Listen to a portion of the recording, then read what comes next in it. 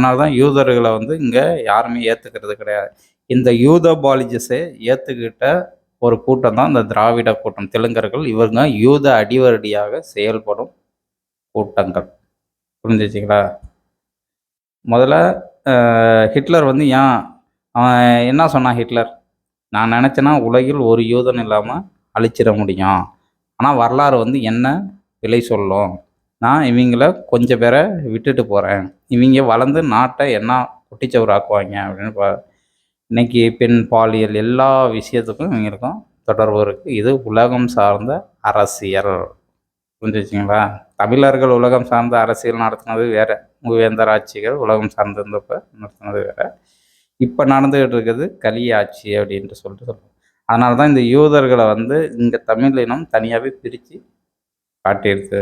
இப்போ இங்கே வந்து கலப்பினம் ஆகிக்கிட்டு அவங்க தான் குழப்பத்தை உண்டு பண்ணிட்டு இருக்காங்க. இந்த